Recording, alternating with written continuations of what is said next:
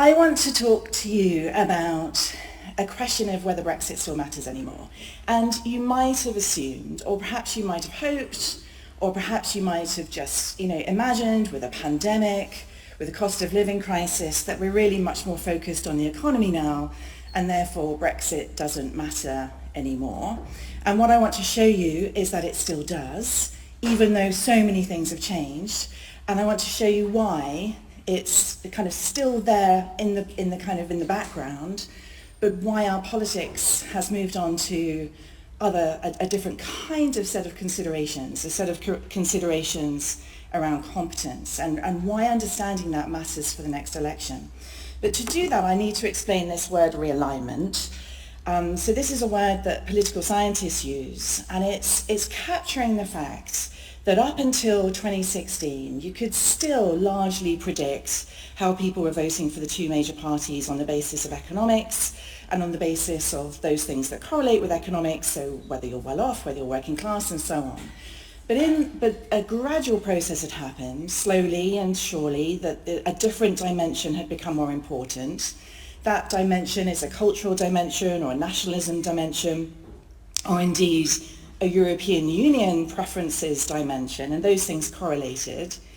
And then after 2016, of course, the two major parties started competing on that second dimension, and where age and education had always been the thing that characterized people's views about that second dimension, those socio-cultural issues or nationalist issues or so on, the major parties campaigning on them meant that age and education became much, much more important to how people voted. And if you've been following UKiCE Europe conferences and reports and everything else, you'll probably know that. But just to explain the word realignment, because I'm going to be talking about that for the next 10 minutes or so.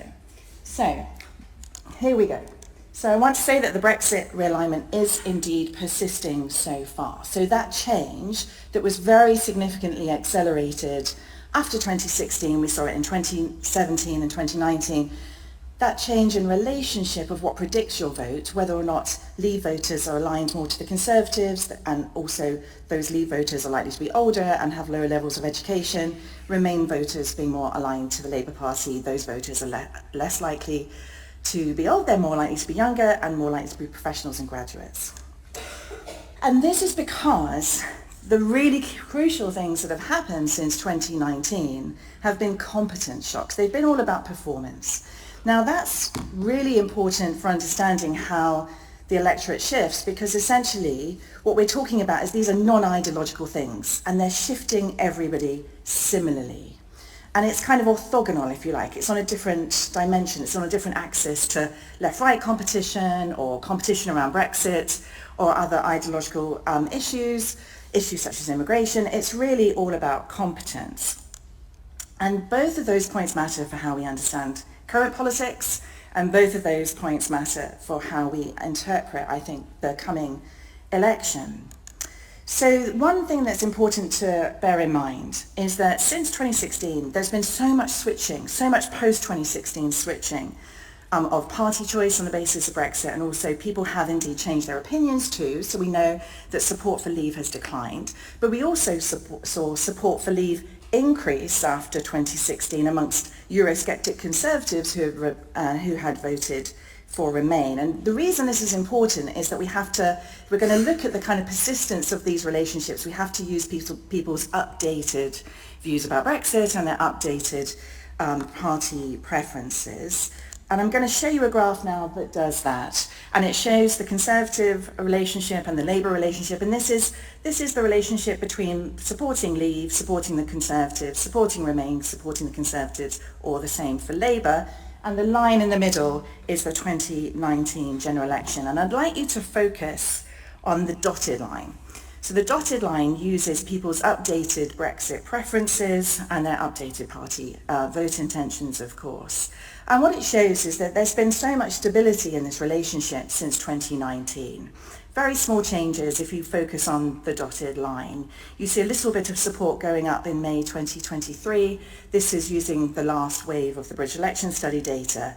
But you really see that this relationship is changing in the 2017 general election. It's changing again in the 2019 election. And it's not really changing very much afterwards. And so this is, even though Brexit is not the primary concern on people's minds, it's absolutely the economy and public services, but it nevertheless is the pattern still of support. Now, what we also need to remember is that there are fewer Conservatives and there are fewer Leavers, and there are more people now intending to vote for Labour, and there are indeed more people who would vote Remain in a second referendum. So these are relationships of smaller numbers on the Conservative side now and bigger numbers on the Labour side. So why?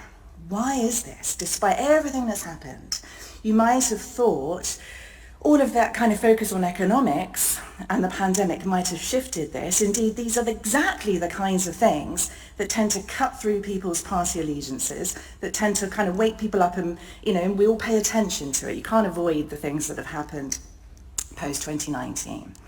And so, as I said at the beginning, the reason is, I think, that this has shifted, those things that have happened since 2019 have shifted everyone similarly and been on this non-ideological basis. So I just want to show you some graphs that are very simple illustrations of how it hasn't really mattered whether you're a Leaver or whether you're a Remainer, once you take into account people's party choice, on how people have evaluated 4 key things. So the first is the pandemic, shock number 1.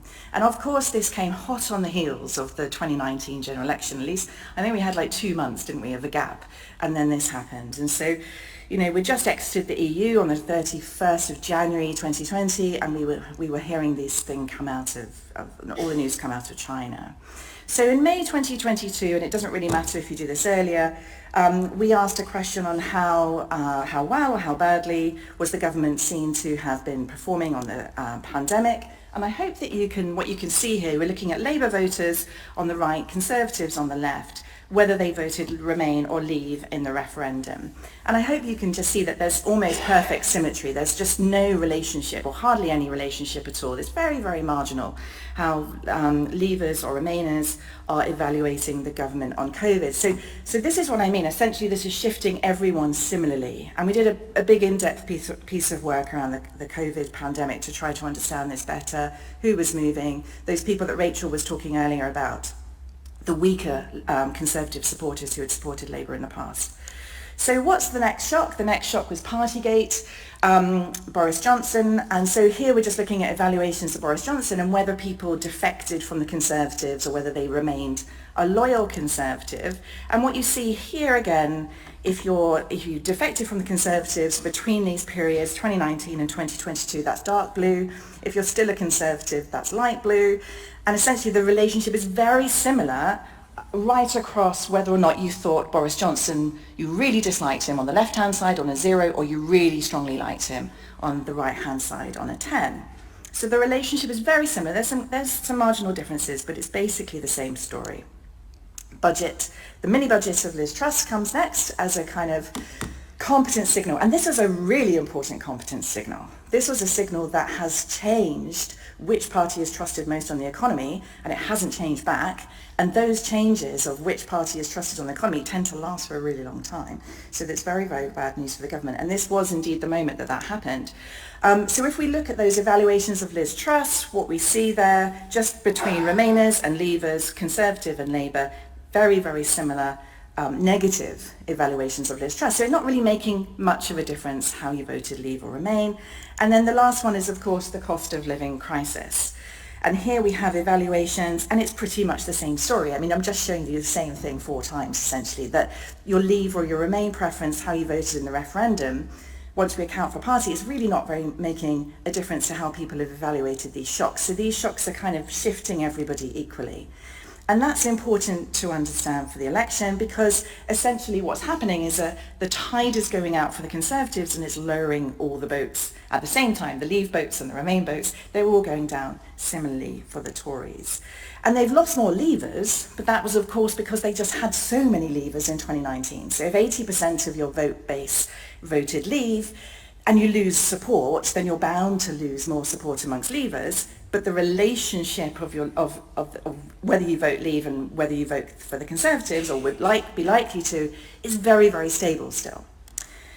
There are now fewer Leavers, there are now fewer Conservatives, I said that, and the key thing is that the rate of switching hasn't been significantly different. So there have been more Leavers switching from the Conservatives because they had more Leavers, but the actual rate at which people have moved has been very similar indeed. So why does this matter?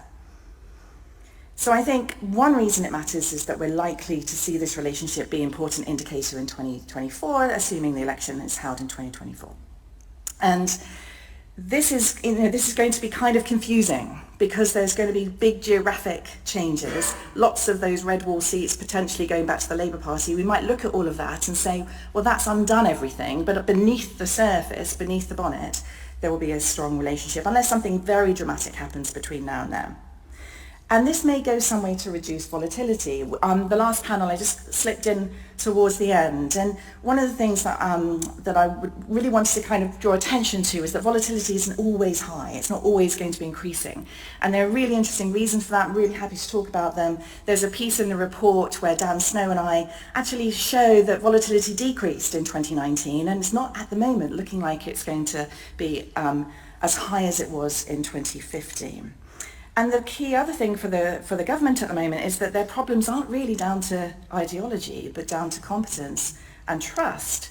So reputation matters more, I think, now more than anything. And I think it's why, or at least potentially why, some of these kind of resets aren't really resetting everything. It's really the politics of competence, even though Brexit still matters behind the scenes. Thank you.